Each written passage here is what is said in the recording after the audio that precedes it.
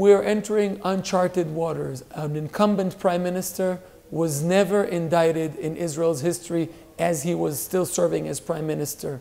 From a legal perspective, nothing will change in the immediate term before the decision on the indictment is final. Once the decision is final, there's legal ambiguity on whether the prime minister can remain in office or not. But that decision will have to be made only after the hearing process is completed, and this will take place anywhere between half a year and a year.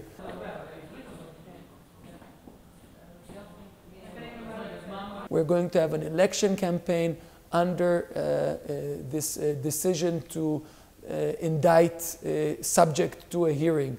The implication will be mainly on how it affects Israeli public opinion, whether it changes the behavior of the political behavior of the Israeli public. We do not expect any major or dramatic change in voting patterns. It might move a few voters in the margins, a few percentage points, but that can actually make the difference between Netanyahu winning and losing the election, because we're in a very close call as it is before that decision.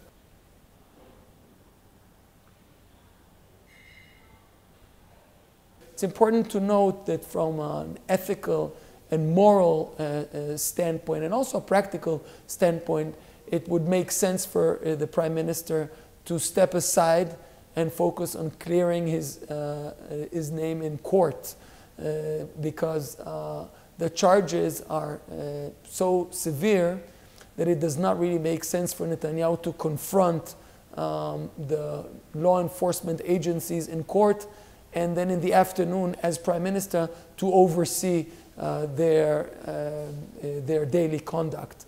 So it's healthier for him to focus on protecting himself, not from the position of Prime Minister, but this will probably not happen.